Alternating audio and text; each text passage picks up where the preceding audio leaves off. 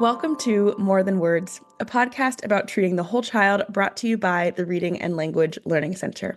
I'm your host, Tristan, and today I'm joined by certified mental performance consultant Brendan Danker to discuss building mental toughness in athletics. Hi, Brendan, how are you? I'm doing great. Great to be here. Thanks. Yeah, no problem. We're excited for you to be here. This is going to be a fun topic. I think a lot of times we have on, um, stuff that's very academic focused, and athletics is something that is such a big part of kids' lives, especially in this area, that I'm glad we are filling in this like missing link. Yeah, definitely. Yeah. Well, Brendan, tell us about yourself. Who are you and what do you do? Yes. So I am based in Oxford, Ohio, and I own Clear Mind Performance. It's a mental performance consulting practice. I work primarily with athletes, but I also work with other high performers in the performing arts and academia and in business, and working on building mental toughness. So mental toughness obviously is desired in sport. We talk about it a lot in sport, but it extends beyond just the playing fields or the playing courts. And so, yeah, musicians, folks that are in the business world, even teachers in higher Yeah. education, are all looking to try to maximize their performance through training the mind. Yeah. And we can actually train the mind, which is really cool. And that's kind of where I come in terms of my background. Very cool. Wow, what an exciting thing to think about. Yeah, yeah, Yeah. yeah, yeah. Yeah. So for folks to find you, like if they wanted to, you said you're in, did you say Oxford? Oxford, Ohio. So Oxford, Ohio. Okay. Miami University of Ohio Yeah. is right down the road.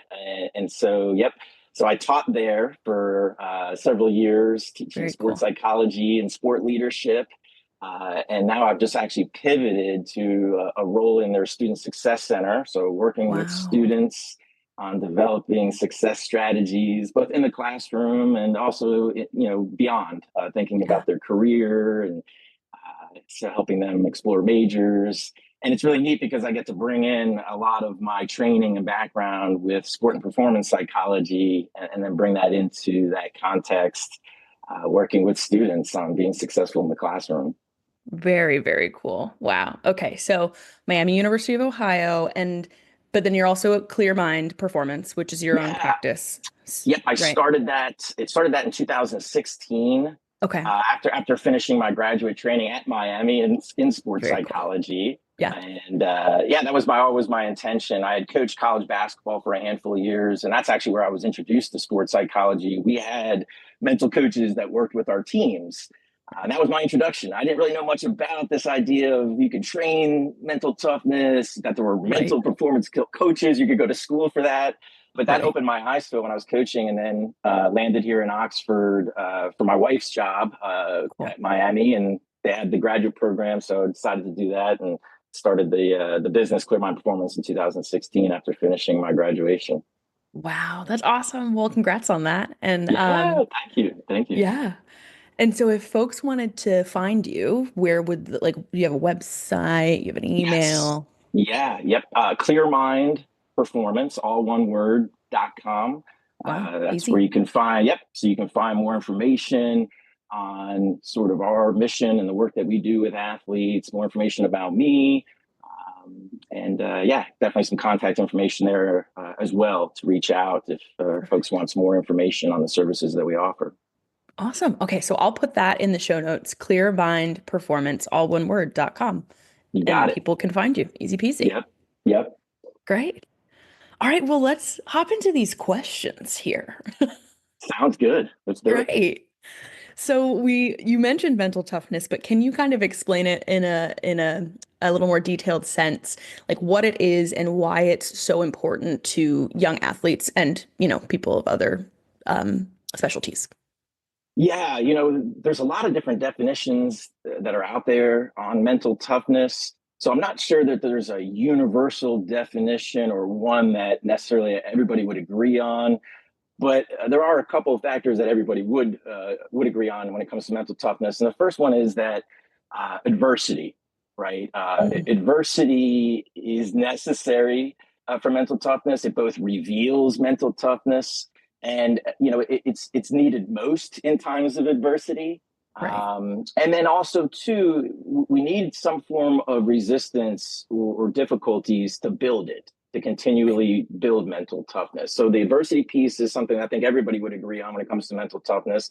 And then the other thing that people would agree on is that mental toughness is very much, multifaceted, right? It's Mhm. multidimensional. So it involves multiple mental skills, Right. and most notably, the ability to believe in yourself, to have confidence in yourself despite setbacks. That's Yeah. big.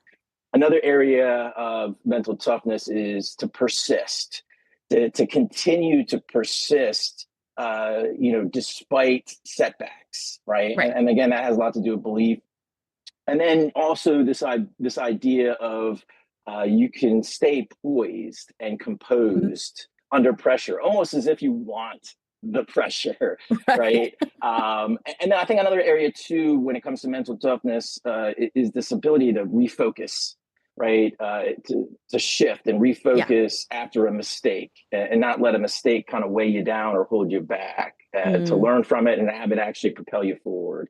Right. So it's a multitude of skills, belief, a persistence, ability to refocus, and then kind of just a poise about you. Right. And in terms of its significance, well, sports at all levels, whether it's youth, high school, college, or professional sports, sport presents plenty of opportunities, right, for Right. these setbacks, for these distractions and difficulties where Hmm. mental toughness is required. Right. And then another thing too that I love about the work that I do with athletes is, yes, I'm passionate about helping them be successful in their sport and developing these skills, Right. but these are life skills, Yeah. right? Right. I mean, everything I just mentioned is really a life skill. And Yeah. sport is a microcosm for life. That's why we often say, right, it's a microcosm because of the ups and downs. The ups and downs in Yeah. sport very much mirror the ups and downs in life. Yeah. So something I'm really passionate about when I'm teaching these skills to athletes is getting them to generalize them outside of sport, Mm. transfer them, because then again, the more that they can transfer them in everyday Right. life, the more that they're going to be there for them when they're on the court, and they Right. need them most. Yep. Yeah. Wow. That's awesome. So you mentioned you have to kind of like work that mental toughness muscle. So Yeah. can it be trained? And so like what are the methods of like effective methods of training that mental toughness? Yeah. So, in short, yes, it can be trained, and the muscle analogy is fitting, right? So we know with physical muscles, we can improve our physical strength and our Right. physical conditioning. There Right. are certified, licensed strength and conditioning coaches Yeah. available for athletes to provide them with the proper techniques and exercises to build muscle. Right. And then it comes down to the athlete to intentionally, deliberately now train, take those exercises and those techniques that they've learned from a certified strength and conditioning coach, and now intentionally train them on a regular, systematic basis. Right? Right. No different when it comes to the mental game. Thinking Wow. about confidence as a muscle, your ability to refocus after mistakes as a muscle, your Yeah. ability to manage your nerves and your energy and stay poised. Those are all muscles, Right. and they can be trained in a very systematic fashion similar to that of your physical muscles. Wow. Um, and that's kind of again where I would come in terms of like I tell athletes all the time, see me as sort of like a strength and conditioning coach. That's Mm. who I am, and I'm here to help you, right, strengthen the muscles between your ears. When we think about those muscles, confidence, focus, right, and poise. So yeah, they can be trained, but as I mentioned, then it does fall on the shoulders of the athletes, whether it's your physical Mm. muscles, your mental muscles. You got to be intentional about it, and it has to be systematic. So there has to be some kind of a regular structure to actually training those skills, and Right. and then we start to see improvements in terms of effective methods. When it comes to mental toughness training, I think one of the most important foundational skills is self-awareness. Like, Yeah. because this is all about when you're working on your mind and you're working on the mental game, you have to have a growth mindset approach, right? So Right. we want to grow, and so it starts with self awareness. And I know it sounds cliche, but it's fitting, right? We can't grow what Yeah. we don't know. So I got to Mhm. have some self awareness, and I have to understand. Well, okay, if I think about mental toughness, and I think about it having, being very multifaceted and having these different skills, where am I with those skills? Right. And I think a great exercise in terms of a method to get there is an exercise that I call well, learn, and better. Right. And Mm. so there are three prompts. It's journaling. I know a lot of athletes, they don't like to journal. Right. They kind of, they're resistant to it, but it's a really simple journaling process. It's three prompts: well, learn, better. Hmm. And even if they do it in their phone or notebook, but after practices, all performances, practices, games, just assessing kind of specifically the mental game. Now, what did Right. they do well in that practice of that game? What did they learn about themselves in their mental game? What could they do better? And so give three responses, right? One to each prompt. So well might be, hey, today in my game, I did really well with my self-talk. Despite missing my Mm. first couple of shots, I did really well with my self-talk and keeping, productive thoughts going. Maybe what something that they learned was, hey, I learned, right, that I can refocus my attention after a call goes against me.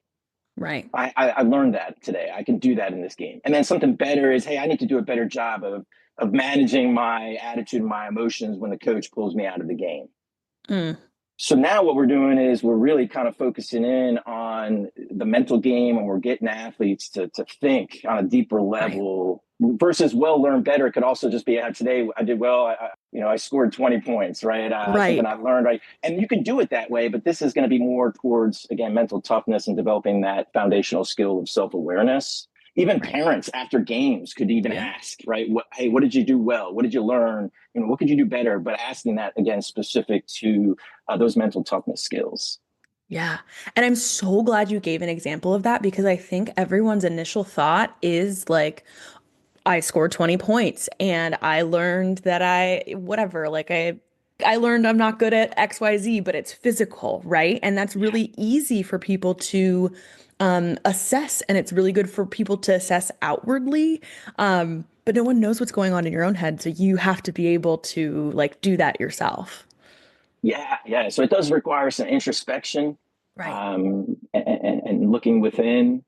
And when we look within, that's usually when we'll find, direction Right. in terms of, hey, setting goals and areas to improve upon. Yeah. Wow. Thank you. That was really helpful. Yeah, yep. Yeah. Yeah, no, I love that one, and it's a simple one to remember, right? In terms of those prompts, and Right. it can be really impactful. Yeah, absolutely. What are some of the like key factors that contribute to building that sports confidence in young athletes? Sure, yeah. There's lots of factors or sources of sport confidence for athletes. So first and foremost, the playing environment, Hmm. which comprises obviously the coaches, your teammates, parents comprise that playing environment. Right. That playing environment can do a lot for a young athlete's sport Right. confidence. And I think, that is a little bit less under an athlete's control, Yeah. right? So then it falls on the shoulders of those parents and those coaches to create that environment. But when it comes Right. down to the individual athlete, young athletes can on an individual basis train their sport confidence. And I think it starts with their self-talk. That's a Hmm. little bit more under their control. And the reason I mentioned self-talk is we all talk to ourselves, Yeah. uh, and it's very normal. And I heard it once said that it was at a conference a long, long time ago, and as a psychologist mentioned that we speak to ourselves more than we will speak to another single living, breathing human being in our lives. Wow. That's crazy to think about. We carry so many of these internal thoughts and Right. dialogues around with us all day long. And And that self-talk, uh, by and large, by and large, represents our self-image, how we see Wow. ourselves. Now, Right. when it comes to confidence, right? We know self-image, how we see ourselves, has an impact on confidence doing any task in front of us, and we will never ever outperform our self-image. We just Mm, won't. So if my self-image, because my self-talk is really critical and judgmental and it's putting me right. down, which is normal, and it's especially normal for athletes who are competitive, especially if they're not getting results, to put Right. themselves down. Well, think about it. That's just lowering their self-image. And Absolutely. and as I mentioned, we'll never outperform our self-image. So if my image keeps coming down, my Mm, performance is only going to rise to that level. So I think self-talk is really big. And athletes, unfortunately, young athletes in particular, they haven't developed that skill yet or gotten the guidance to develop that skill to talk to themselves on purpose with purpose. yeah. So what I mean by that is when they get into a game or a situation where they're struggling, and they know that their internal dialogue is really negative and critical and Yeah. judgmental, they don't know how now to kind of flip that switch and now talk to themselves on purpose with purpose. So Yeah. learning some strategies, I think could be really really helpful in that vein.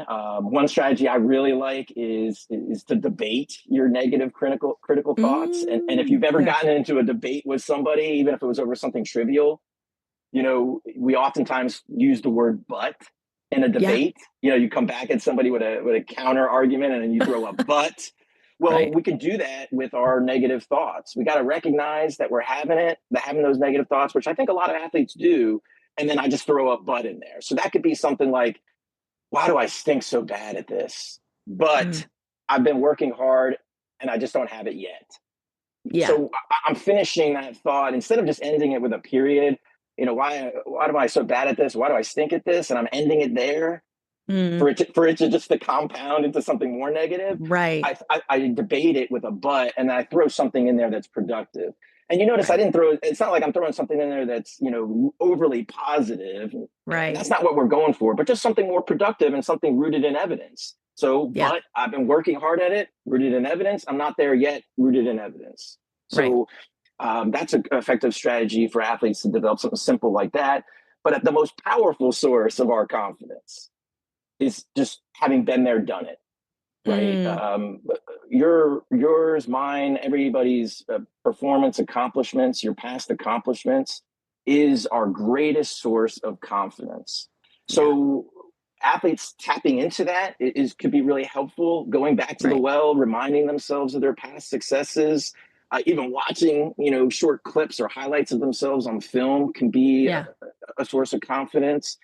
But yeah, I think being able to just to reflect back and say, hey, I've done this before, Right. so I can do it again. And again, that evidence piece that I mentioned with the self talk, I just think that evidence, is my sister is a lawyer, so she might like this, but I think about like the more evidence that we can find and we can have, right? The more that we will be able to convince a jury of our mind, Absolutely. right? That stands in the way of our mental freedom because there's something Right. standing in the way. So I have to now find that evidence to convince my mind. Wait a second, I can do this. Yeah. Um, so I would say self-talk, right? That butt strategy could be really helpful Right. because I think a lot of young athletes, self-talk is really critical. It's affecting their Yeah. image. Their image is affecting their performance.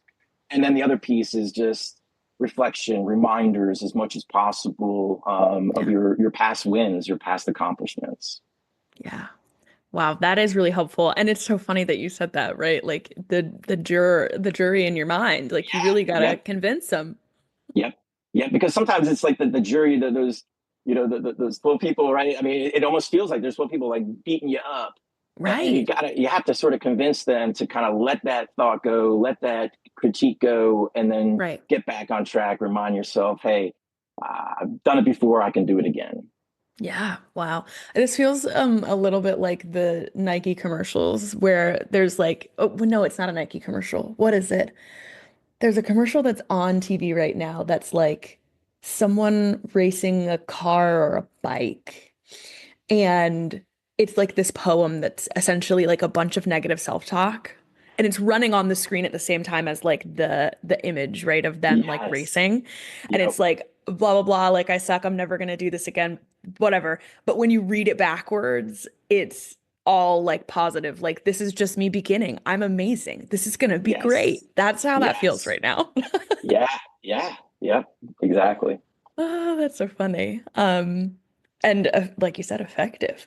So, how can athletes, like you said right before this, effectively let go of performance setbacks, right? Like, you're having that moment where you don't do as well in a game as you thought you were going to, or anything of that nature.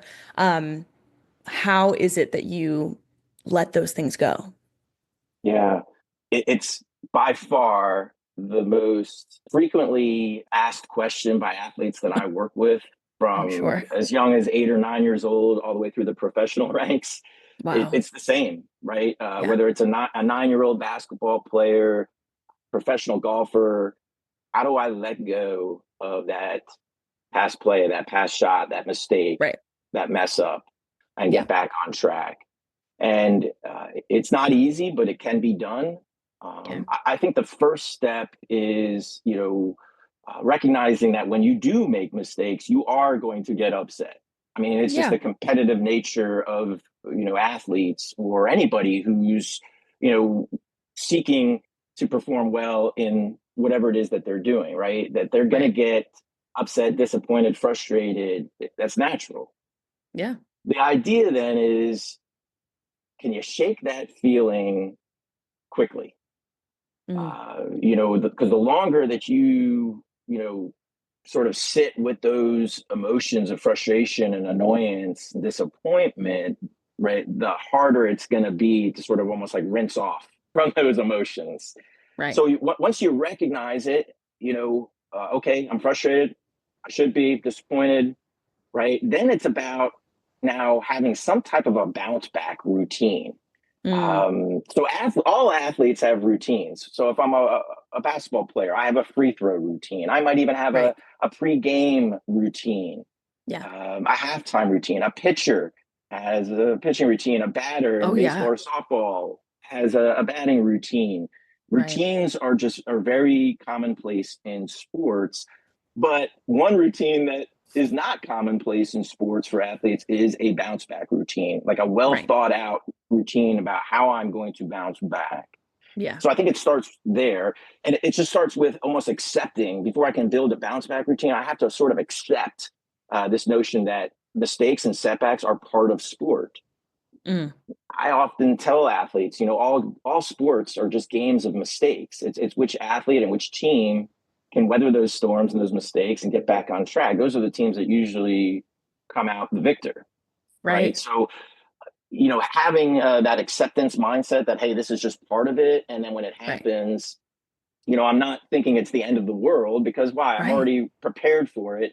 And then I have a routine to get me refocused.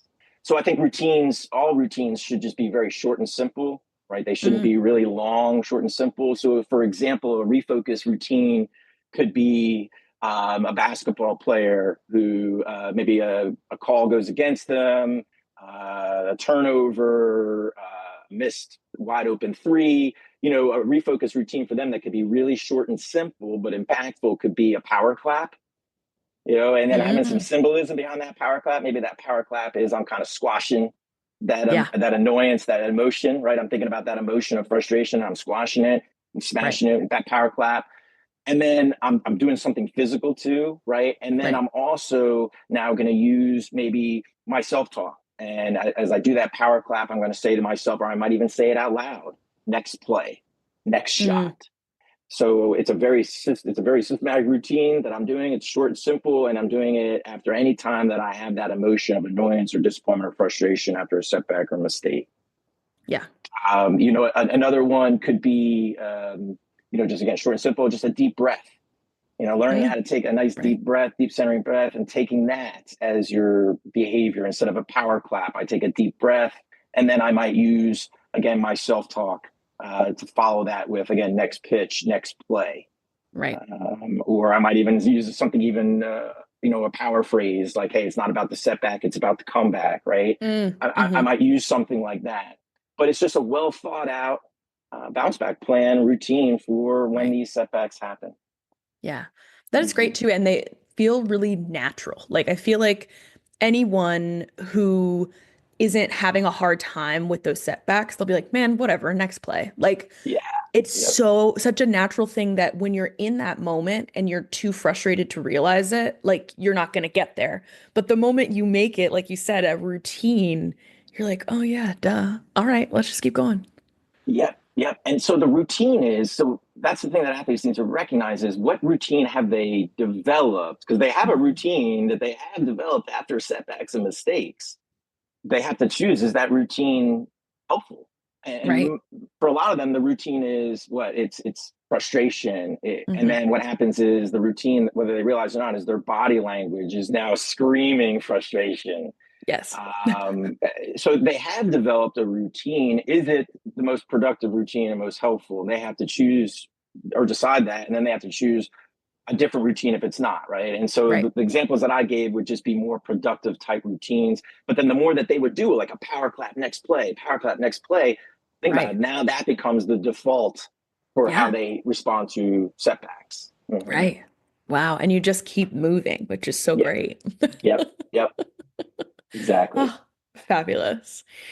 What advice do you have for people when they start getting into like that overthinking, like self-doubt, and they're really judgmental thinking in those high pressure situations? Yeah, and there's going to be, right, some perceived pressure. Yes. Why? Because they're doing something that is important to them and Yep. it's something that they care about the results. Yeah. So anytime we're doing anything that's important to us and we care about the results, there's going to be some form of stress and pressure. So I Yeah. think again, sort of this idea of acceptance, recognizing that's part of it, just like setbacks and mistakes, it's part of it. Hmm. And I think the best way to overcome, the pressure and the energy kind of using you versus you using it, I think one of the best ways to do that is preparation, Right. right? If you can check that box, like, hey, I have put in the work and I have prepared, that's gonna right elevate your confidence going into Absolutely. it. When our confidence goes up, guess where stress and anxiety go? They go down. They have an Right. inverse relationship. Just like when stress and anxiety go up, the confidence, the belief goes down. Right. So preparation, being able to check that box, and again, as I mentioned earlier, right, greatest source of confidence is your performance accomplishments. That just doesn't mean like a trophy or I'm standing on the podium, right, or I Right. lit up the box score. Performance accomplishments can be in the form of your preparation, right? You have Right. been putting in the time, the energy, and the work, and you've been seeing progress. That's an accomplishment. Right. So I think that that's big for keeping the confidence high in those pressure situations and the anxiety low. I mentioned earlier about learning how to talk on purpose with purpose. So Yeah. I love the but strategy there. Again, that could be really helpful. Any of these thoughts come up like, hey, what if this goes really bad? But hey, what if this goes really well? Because I've been putting in the work. Right. Talking on purpose with purpose could be coming up with an affirmation. I am Hmm. strong. I am capable, right? Yeah. Talking to yourself in the first person. There's some research that says when you talk to yourself in the second or third person and you say you are prepared, you are ready, or Brendan, you got this, Brendan, let's go, right? When we talk to ourselves second and third person, we actually use a different part of our brain that is a less What? emotive and can be more rational thinking. So there's some different ways that we can go about talking on purpose with purpose, but that's going to be really Huh. important, I think, in those situations. I think Wow. perspective too. Something I Yeah. love to talk to athletes about is about perspective. I love the psychological technique of framing, Hmm. right? And I love to explain it to athletes too, because I think Yeah. it's a great way to explain it and understand it. Is framing is no different than taking a picture or painting and moving it into different frames, right? So if I take a painting and I have it in a nice silver metal, right, metallic Right. frame, and then I take that painting and I move it now into a wood frame, or I Yeah. take it now and I move it into a homemade frame, right? Yeah. It's gonna make that painting look different. So if we take that metaphor there and then we apply it in sports, framing might look like, hey, that missed three. I missed that wide open three at the end of the first half. I can Hmm. look at it like, how could I have missed that? Right. That's right. I can look at it like it's the worst thing ever, or I can look at it like through a dip. I'm looking at it through that frame. Now I can move it to that wooden frame and I can Right. say, hey, what's the opportunity here? The Right. opportunity is, right, opportunity for a comeback. Yeah. There's an opportunity, right, for me to get mentally tougher because of that adversity. Yeah. So, again, that would be like the opportunity. I love the opportunity frame. It's always there, right? Right. Whether it's success or a setback, the opportunity frame, we can always find it. Right. Another frame that I really like is the what's important now frame, right? So Mm. I might be in again, to go with that same scenario, missing that wide open three right before the half. Now I'm in the locker room at halftime. I'm still dwelling on it, Yeah. right? Maybe the opportunity frame isn't working. Hey, what's important now frame? And Right. I love that frame because when we ask ourselves a question, Yeah. our mind can't help but answer the question. Right. And then another reason I love the what's important now frame is I love acronyms, helps athletes remember things. Acronym take the first letter of each of those words. What's important now? We get Right. the word win. So it's easy to Ooh. remember, right? The win frame. Right. The what's the opportunity frame is the WTO frame. So we kind of use some things like that to get athletes kind of looking at pressure, looking at setbacks, looking at failure as opportunities, because Right. there's always an opportunity, and Yeah. always looking at it like, all right, well, what's important now? Getting Right. myself back on track. So I think that perspective is really helpful with pressure. I can also look at pressure from the frame of it's earned. Mm. If I'm experiencing pressure, it's because it's earned. I could look at it through a more rational frame like that. I could Right. look at it through a rational frame like pressure is because I'm doing something I care about and it's important Right. to me. So again, I would think perspective, preparation, right, and again that productive self talk. So maybe three P's there. I just thought about that and keep it really simple, right? You want to handle pressure and that self doubt that shows up. Think about those three P's: preparation, your productive self talk, thinking on purpose with purpose, and then that last one of just kind of perspective and Right. framing. Mm-hmm. Wow. That's really cool. And I was so like intrigued by when you said you can talk to yourself like in the second, like, you know what I mean? The you Yeah. talk. Like that's Yes. such an interesting Yeah. concept.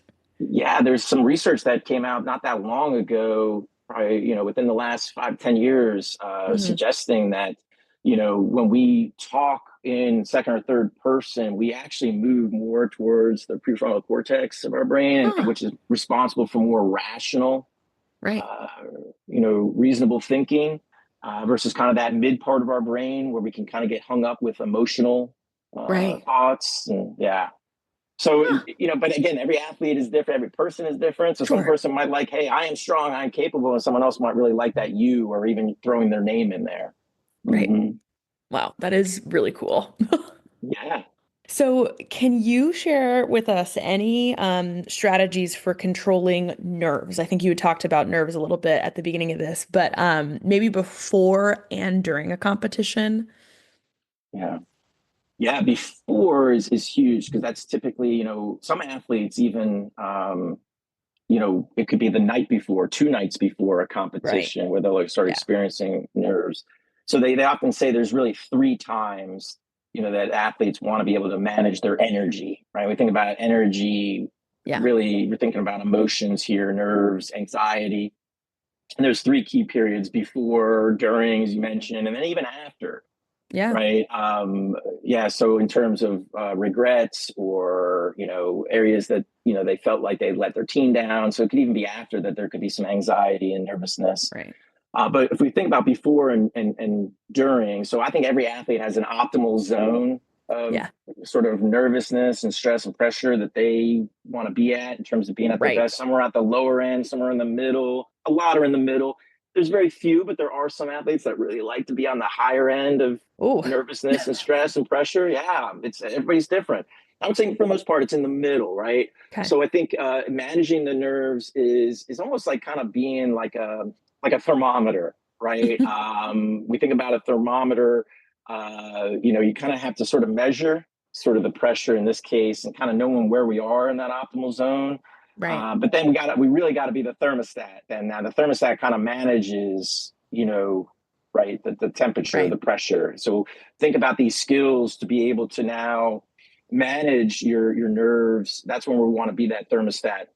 Right. And I would say two skills for athletes to develop when it comes to nerves. The first one, going back to perspective and framing that we just talked Hmm. about, typically the frame that athletes look at, the butterflies, the elevated heart rate, the added perspiration that they might be experiencing before a game or in Hmm. a critical moment of a game, they experience that through the frame of, uh-oh, not Right. good. And now they, what happens is they start getting really caught up on what their body is experiencing. Right. So now their focus is going very much internal. Yeah. We don't want that, right? As athletes, we want more of an external focus versus that Right. internal, what's going on inside my body. And Right. so it's a distraction now. And because of how the frame that they're looking at it, like this is Right. not good. And the reason that they look at it that way is because we really think about it for majority of our days, our weeks, our months, we're not really operating at an elevated, spiked energy Right. level like that. So when it happens, we notice it. We Right. notice it, and we typically associate it with a negative. Yeah. But I think one way that we can start to combat our energy, our nerves, is to recognize that our body actually has a very similar physiological response in times of excitement and joy and in times of stress and pressure. Our body Right. actually responds very similarly. Elevated heart rate, Right. maybe some of those butterflies that we might have in our stomach, right? We might Right. even experience, again, added perspiration Yeah. or having to use the bathroom more, right? In terms of Right. frequent urination. So there's all types of right symptoms that athletes will experience. Yeah. And now what we want to do is start looking at it like, okay, I'm ready. Right. This is my body actually talking to me, telling me I'm ready. Let's Yeah. go. Right. And looking at it like the butterflies are a signal that you've been putting in the work and now it's time to go. And it's Yeah. not a bad thing, it's actually a good thing. We want that. I always Right. tell athletes too, like if you are not having some elevated heart rate and a little butterflies and a little nervousness, then perhaps you need to find a different sport because that means that that's no longer important to you or you care about it. Right. Right. Right. So I think perspective is really, really, that can be really helpful developing that new frame of how we look at nerves or stress. And then another one is breath control, right? Mm. Because if you can gain control of your breathing in Right. times of pressure, stress, there's a good chance that you're in control of yourself. And if you feel like you're in control of yourself, there's a good chance that you're going to be in control of your performance. Right. So breathing is a foundational mental skill. It is a skill. And Yeah. anytime we're talking about a skill, we're talking about a continuum, right? From novice and beginner to expert. Yeah. And so when we think about breathing, yes, we do it all day long to stay alive, but learning how to breathe under pressure and stress is a skill. Yeah. Typically, athletes, when they're under pressure and stress, they breathe from up here in their shoulders. They're Right. not getting enough oxygen in the nervous system to be able to relax their muscles and their mind.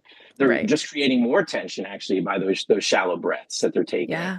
So teaching athletes how to breathe properly under stress, a technique that I love. There's tons of breathing techniques out there. One I love is called breath by the numbers, Oh. and you're actually counting to yourself. So it's by the Right. number, and you're counting as you breathe in and counting as you breathe out. And Hmm. there's different formulas. The one I love is 4 seconds. So it's a 4 second inhale, Hmm. counting 1,000 all the way up to four as you breathe in through your nose, and then a slight pause, and then a 5 second exhale through your mouth. Oh. Okay. Now, 4 seconds is actually a long time to breathe in, Yes, five it is. seconds, even longer time to breathe out. So the key then is to slow down your breathing, Right. which helps athletes to slow down because under stress and pressure and anxiety, performers have a tendency to speed up. Right. So doing something like some breathing before the game in the locker room, uh, during the starting lineups, right? During timeouts, any breaks in the action, breathing. Because Right. again, if you can develop that skill, especially under pressure, then you're going to feel in control of yourself in that moment. good chance you're going Right. to control your performance. So I would say perspective and breath control, learning how to see your nerves differently with perspective, and then Yeah. learning how to manage your energy through slowing down your breathing. Right. Definitely key factors in how you'll respond in those stressful pressure situations. Yeah. Breath work is really like a crazy thing to think about too. I mean, there's like a whole section of yoga where people will do like 30 days of just breath work. Like Yeah. Yep. it's Yep. crazy. And as like someone who sings, it is something that you have to really develop. That's why, like people who sing really high notes or they can sustain things for really long, like they have very good control over their breath. And I think not everyone realizes it because it's not always a part of daily life. Yeah. Yep. That's Yeah. exactly right. Yeah. Hmm. Yeah. Um, so we've talked a lot about kind of like the individual working on themselves and things of that nature. But if you have, like a support system around you, so like parents, coaches, how can they help support their young athletes in developing all of these mental skills for their performances? Yeah, great question. Because as I mentioned earlier, right, when we think about sources of confidence, that playing Right. environment can have a major impact on that athlete's confidence. So when it comes to supporting the development of mental toughness, mental skills for athletes, you know, parents and coaches can start with how they respond Mm, themselves to adversity, how right. they themselves respond to stressful, pressure oriented situations. And the Right. reason I say that is because they very much serve as models Yeah. for young athletes. And young athletes, you think about like baseball, for example. If I'm a pitcher and Mhm. I just gave up, a 2 out double, right, that scored 3 runs, Right. you know, and then I look over to the dugout to the coach and I see the coach throwing their arms up, dropping their Oof. head. Right. Now what happens is that pitcher, that athlete just internalizes. They're already, that pitcher is already feeling the same way as the coach, Oh but yeah. now they've just doubled, tripled Yeah. those feelings. And as I Right. mentioned earlier, right? It's okay to get frustrated. It's okay to get disappointed, but we got to rinse Right. off quick. We got to rinse off Yeah. quick. Well, now it's making it that much harder. And now what's Yeah. going to happen is that coach is going to be that much more upset because why? Because the next pitch is probably in the dirt, and now another Yeah. run, gets back by the catcher, and another run scores, and they're going to get more upset, and they just Right. keeps compounding. So I really do think, and not just coaches but parents, young athletes, a lot of times when they make mistakes, they bypass the dugout and the coach. And you know what they're looking for? They're looking for mom. They're looking for dad in the stands and how Yeah. they're responding. So I do think that how parents and coaches respond to adversity plays a huge role in the development of mental toughness in the athletes. Right. I think coaches too, within the practice and playing environment, creating a supportive environment that it's okay for athletes to fail and make mistakes. Right. I think that can be really helpful too, because remember, it is part of it. It's part of sports. These Right. mistakes, these setbacks, these difficulties. Another thing too that I think that parents and coaches can do that society is not doing, and that society will never do. But parents and coaches on a very individual level, working with athletes, can do, and that is to put the process over the outcome. So Yeah. we live in a society where it's all about outcomes, Right. right? We see it and hear it every day. It's about outcomes. We get it, Right. but the outcome that really should be important is the process.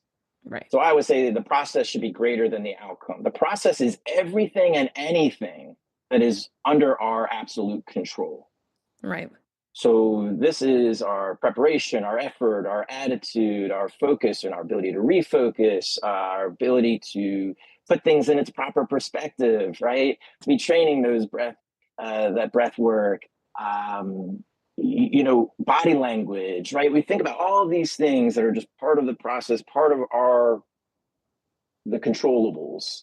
Right. And then when it comes to the outcome, winning and losing, results, unfortunately, We do not have full and absolute control over that. We Right. just don't. We have influence. There's a difference. And we Right. influence those outcomes and those results by the process. And everybody's process is going to look a little bit different. But Absolutely. that process is going to be largely mental. I Yeah. mean, it is. It's going to be largely mental. It's going to be attitude, and attitude drives effort, right? It's going to be your ability to focus on the right things at the right time, mental. Right.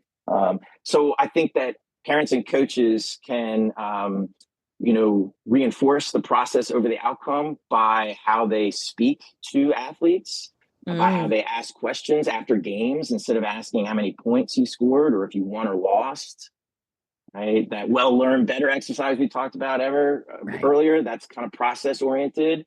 Right. If I'm at a game and I'm watching my son or daughter play, I'm going to praise and criticize the process versus Ooh, praising yeah. and criticizing the outcome. So when Right. I see my son or daughter displaying bad body language, after that, Mm. you know, that error in the field, Right. I'm going to talk about not the error in the field, but I'm going to talk about the body language. So it's almost Right. like I don't want to use the word punish, but almost like let's punish the response to the mistake, not punish Right. the mistake or the setback Absolutely. itself. So I think that those are some ways that coaches and parents can again provide that supportive environment that helps to grow mental toughness. Yeah. This feels like a Ted Lasso episode. Right. He's always Just like, be a yeah. goldfish, right? Like, Yes. Yeah. yes. Yeah. Short term memory. There's so many great sports psych mental coaching references within Yeah. that series for sure. Yeah. It's very good. Um, so this is my last question for you, but of course, if we have anything else we want to talk about, we can keep going. But in your experience, what are some common misconceptions about mental toughness among these young athletes? I would say the biggest misconception is that it can be trained. Mm, So, there's still a lack of education and awareness with regards to the field of sports psychology and, in right. particular, applied sports psychology, which is where I would Mm, come in yeah. with respect to mental performance coaches, their certifications, the training that they get, how they can benefit my young athlete or an athlete. There's just a lack of awareness and education around that. I think sometimes too, anytime we hear the word psychology or mental Right. performance, mental skills, mental toughness, we might oftentimes think, oh, there's something wrong, right? There's that Hmm. stigma, I think, Right. sometimes unfortunately associated with mental performance or sports psychology. And it couldn't be anything further from the truth. Right. Um, if you look at it as this is strength and conditioning for your mind, Yeah. and I, I've never met an athlete, young to the professional ranks, that has ever said that their mind does not play a role in their performance. Right. Most athletes will say that it's at least 50%. Some Yeah. sports like golf, tennis, bowling, individual sports, right? They might even say Yeah. it's not 90% mental. Right. And I would almost argue too, the higher you climb in sports, the more mental it becomes. Yeah. Because once I get to the college level, the professional level, my physical skills, my talents are, going to be on Doing pretty par good. for the most part. Yeah, with everybody Right. else. Yeah. And it's oftentimes going to be the 6 inches between those athletes' ears that's going to be the separator for them. Like, how do they handle the adversity early on? How do they persist through it? Can they maintain that belief in themselves? Do they know how to Right. refocus their energy at times when they need to? So, yeah, the misconception, I think, is that it can be trained. It's not just for professional or elite athletes, it's for Right. all athletes. And as I mentioned, it's not even just athletes, it extends outside of sport, and it can very well be trained. Right. Working with so like strength and conditioning coaches, everybody knows who strength and conditioning coaches are and that Yeah. they have certifications in exercise science, advanced training. But Right. again, there's just sort of lack of awareness about our field, and that there are certified mental performance consultants trained in sports psychology that work with athletes on maximizing human performance, Right. maximizing mental toughness and mental performance skills. Wow. um, Yeah, and our field is growing though, which is awesome. Like if the Yeah. Masters, Rory Yeah. McIlroy talks about his work Yes. with Bob Rotella, who's a Right. famed sports psychologist. We're starting to see more and more athletes talk openly about their work. Full Swing, the documentary on Yes. Netflix, right? I So mean, there's good. been so many episodes there about those golfers working with a mental performance coach or a sports psychologist. Yeah. So it's becoming more commonplace, which I'm excited about. But I'm Absolutely. really, really passionate about providing these services, especially to young athletes, because the sooner that they have to start Yeah. working these skills, they have their entire life now Right. to be working these skills versus learning them later on. Yeah. Let's learn them early. So as these trials and tribulations come about in youth sports and in other areas as they're growing up, they know how to deal with them because they have the tools in their toolbox. Right. Wow. Oh, this has been fantastic. And I'm glad you Yeah. mentioned Full Swing because that is another thing that I was thinking about. Because I Yeah. think the first time I had seen someone on the show get someone in to help them with their mental game. Oh, what was his name? His coach was a woman. Man, it was maybe like the third season. Yeah, it's on the tip of my tongue. Yes, I know Yeah, exactly. And his mom had his passed mom had passed. away. Yes. Yes, I We're don't know talking why about I'm the drawing same a blank on person. it. Yes, Me yes, too. yep. Hmm. But yes, he's fantastic, and you could see how Yeah, much that truly helped his game and just him as a person. And it was yeah, so impactful in such a positive way on his life. And so yes, what you do so incredibly cool. So I appreciate you being here to talk about yeah, this. What a great way to, help people, I think, get into the conversation about like yeah, mental health, right? It's not yeah, yes, mental poorness, yeah. it's mental No, health. yeah, yeah. I mean, mental toughness is very much a component of mental health, Right, and so yeah, learning how to train that, whether it's sport, whatever your performance domain might be, it's going to help overall for sure. right. Yeah. Well, Mhm. thank you so much for being Yeah, here. thank you. Yeah, Appreciate it. this Yeah, has this been was fun. fabulous. Yeah, Thanks for your time. of Yeah, course. yeah. Thank you so much to the audience for listening. Make sure to subscribe and leave us a little rating and review. It helps other folks find the podcast, and we'll chat with you next time.